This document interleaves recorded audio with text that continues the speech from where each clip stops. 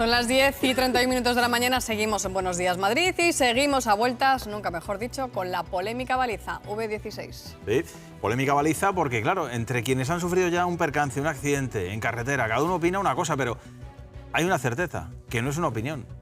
La denuncia de Objective, mucho GPS, pero la señal parece ser que no está llegando a los servicios de emergencia. O sea, cuando encendemos la baliza que tenemos un problema, María López, ¿no llega a los servicios de emergencia? A la DGT sí, pero a emergencias no. Algunos la hemos tenido que comprar por 2 veces, porque primero la compramos sin la conexión de la geolocalización, el GPS, y luego tuvimos que meternos en la siguiente inversión. Los precipitados. Entonces ahora la pregunta es, ¿de qué sirve tener interconexión, geolocalizador?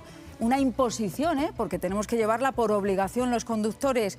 Si luego te accidentas y parece que la señal no llega a quien debe de llegar, a las emergencias. Ayer en el Congreso de los Diputados ya pasó esto.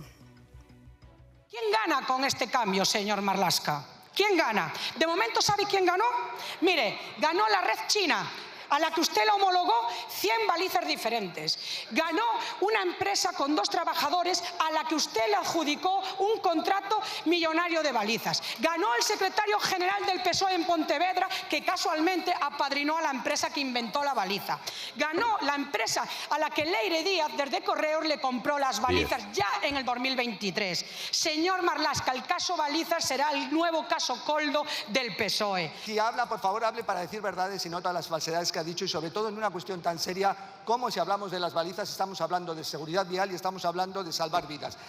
Salvar vidas. Venga, abro mesa. Si el objetivo es salvar vidas, ¿cómo es posible que, según denuncian esos expertos en seguridad vial, no esté conectado el geolocalizador a las emergencias? Por ejemplo, tú tienes una avería y la Guardia Civil sí que llega, porque es la DGT la que avisa. Pero ¿cómo es posible entonces que, si nos han obligado a poner a 34 millones de conductores esa baliza con interconexión, no se haya coordinado esto antes? Parece Pepe Otero y Otilio. Pues por lo mismo, por lo que ha dicho este señor del embalse que ha entrevistado a Masegosa, que los ríos están sucios, las carreteras están agujereadas, los trenes, las vías están rotas, porque todo esto funciona así. Todo lo que ha contado además Ana Vázquez lo desveló, entre otros nosotros, en OK Diario, y apunta a un chollete y a un negociete más, en donde al final, pues como lo de las mascarillas que estamos viendo hoy, ¿importaba las mascarillas o la salud de la gente? No, importaba el negociete, el chollete, y que pagáramos, por supuesto, nosotros. No solo los impuestos, sino además la baliza esta absurda. Yo el otro día casi me la pego con un señor aquí viniendo por la noche, la carretera, por supuesto, a oscuras, no sé de quién depende la carretera cuando sales del puente de los franceses, pero a oscuras. Y entonces yo iba normal, despacito, con mi luz, etcétera, y de repente veo ¡pop! ¡Pop! Pero muy rápido. Y esquivé el coche en un segundo, porque si no me lo hubiera comido. No se veía la baliza. Yo, la curiosidad esta de estar conectado o no a emergencias, sí que la pregunté, pero digo, pero lo lógico sería que dé un aviso también a emergencias. Pero claro, lo que me contestan es que una avería de un coche no tiene por qué ser una emergencia que conecte con pero por eso ambulancias y bomberos. Pero por eso se produce el debate.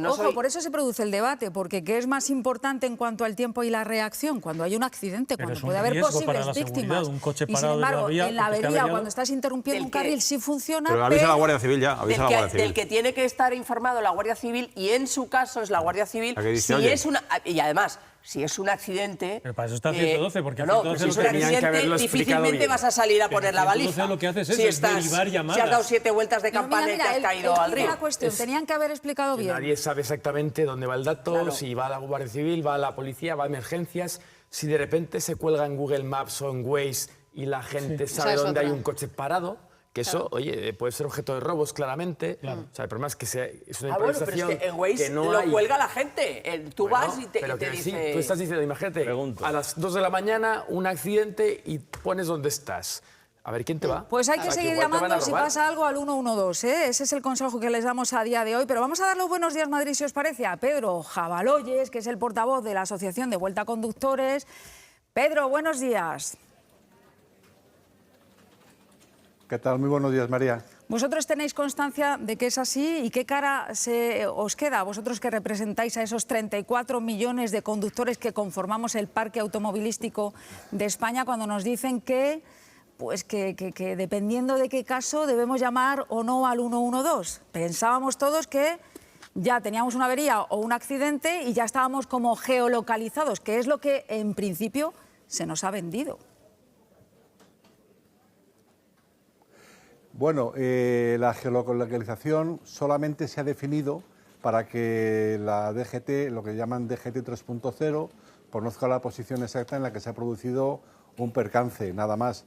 Pero vamos, esto no quita para que las balizas sean absolutamente innecesarias. En primer lugar, porque señaliza muchísimo mejor las 4 balizas que ya lleva el coche luminosas, que son los 4 intermitentes, con más intensidad y con muchísimo mayor alcance. Y en segundo lugar, porque en caso de necesitarlo, ya todos los coches de 15 años hacia aquí tienen un botón que pone SOS y que te conecta directamente con emergencias.